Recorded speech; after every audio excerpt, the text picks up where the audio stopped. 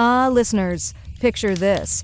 A misty dawn in Jade Cove, where the hot springs bubble like secrets rising from the earth. A merchant named Liran Voss stumbles into his shop, clutching a bag that should hum with honest value. But as he reaches inside, a searing pain shoots through his hand like the coins themselves are screaming betrayal. He collapses, dead before the steam clears. No wounds, no witnesses. Just a mystery that echoes through the cove. Welcome to Echoes of Chiminga. I'm Mira Chandig, and today we're diving into the case that shook the tropical oasis. This story takes us back to 118 AB, 3 years before our current unraveling in 121. Liran Voss was a fixture in Jade City, the gateway to the warmth of Jade Cove. He traded in silks from the heartlands and furs from Botter Bay, always dealing fairly amid the thriving markets. You know how it is here, with water everywhere, creeks and ponds dotting the forests. Voss was found slumped over his ledger, his leather bag spilled open. The Guardians dismissed it as a heart failure from overwork, but I sensed something deeper. Perhaps old rivalries from the southern peninsula. Arden and I took the case because Arden quipped, "Mira, if merchants start dropping, who's left to haggle with botters?" Ha! Little did we know. I met Voss's widow, Alara, at their Cove-side home where palm fronds whispered like forgotten echoes. She was a tropical Highlander through and through, with skin like polished jade and eyes that held the steam's heat. Liran was careful, she told me, her voice steady, but laced with that northern resilience. He'd count his trades every night, saying they felt right, like old friends. But that morning, he screamed as if burned from the inside. I asked about enemies. "Wanderers," she said. "One came sniffing around weeks before, offering deals for his fossils, dragon-like bones from the Quillstone digs." Liran refused. Arden, ever the earnest one, chimed in from the sidelines. Did the trades feel wrong? Like a whisper out of place?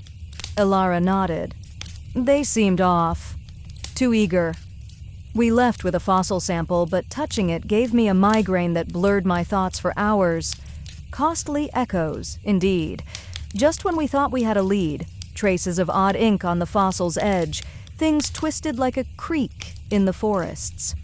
Arden tracked a suspect to Nicoma Island, a smuggler named Thorn, who dealt in ancient objects. But Thorn turned up missing in Lake Neuro, his boat tangled in Botter dams.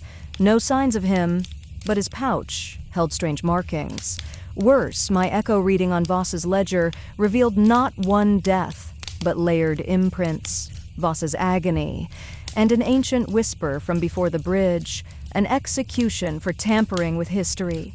Were rivals borrowing old grudges? Arden joked. Great, now we're chasing ghosts who hate haggling. But the pain from overusing my abilities hit hard.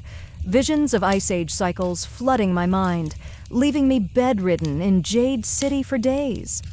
The case went cold, until, lying there, staring at the steam rising from the cove, it clicked. The trades weren't just deals, they were echoes of intent. Voss's pain wasn't from coins, but from a fossil invested with a false memory, tricking his mind into self-destruction. Arden confirmed it with his clan knowledge. Botters build with care, Mira. These fossils were built to harm.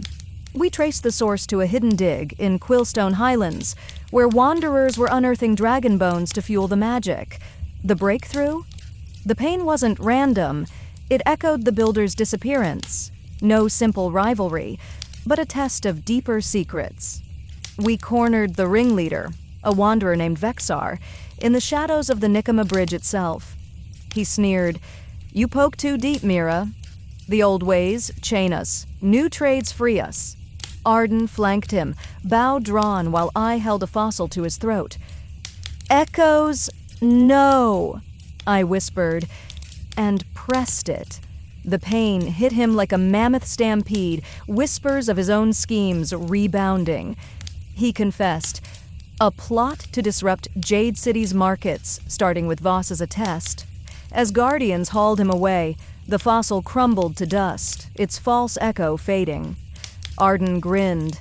One less bridge to burn. But Vexar's last words lingered. The builder's secrets aren't done vanishing. And that's the unraveling of the vanished vendor, listeners. In Chiminga, even trades have memories, and some bite back. Join me next time as we chase echoes in Badr Bay. Until then, keep your paths clear. This is Mira Chendig, signing off from the Vales.